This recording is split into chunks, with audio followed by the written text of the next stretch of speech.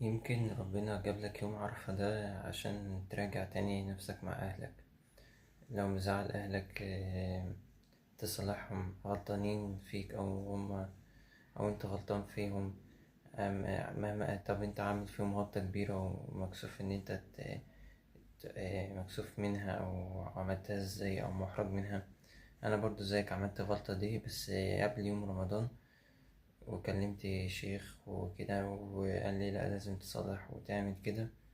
وفعلا كانت غلطة، مش عايز اقول لكم عليها كانت ازاي يعني. بس بس انا فعلا لما سمعت كلام الشيخ فعلا ادركت فعلا هو مع حق فعلا. يعني اتعلمت من اللي حصل معايا ده ان هو الناس الوحيدة في حياتك عملت معاهم ايه لازم تصلحهم. مينفعش تقول مثلا غلطة كانت مهما كانت ايه فتسيب الدنيا بينكوا زعل وتقول اللي هو انا متكسف منهم مش هصالحهم او كذا او مش هتعامل معاهم.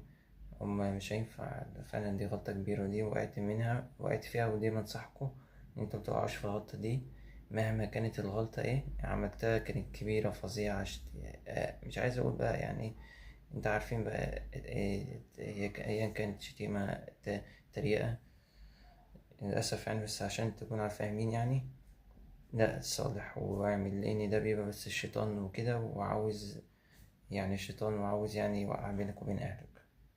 وهتلاقي بعد كده نفسك لما بتصلح إن هتلاقي فعلا إن ده كان أحسن حاجة عملتها وأحسن قرار. بس بعد كده تتعلم منها إنك متوقعش تاني ومتعملش تزعل تاني أهلك. فهو ما ينفعش اليوم عارفة يجي وأنت مزعل أهلك. تصالحهم مهما صالحهم وخبط عليهم، ومثلا لا قدر الله ما حصلش مثلا، لا حاول واعمل اللي عليك وإن قدر الله مفيش استجابة.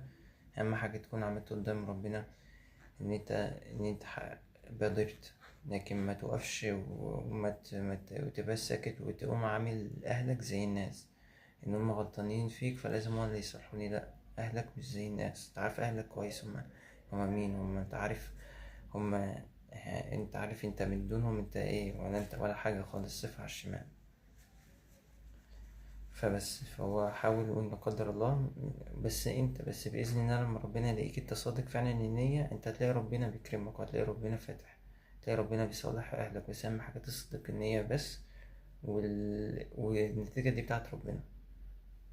هتلاقي بعد كده ربنا بيصلح أهلك علاقتك وهتتفاجئ لأن ربنا شاف إن القلب ده كان صادق النية.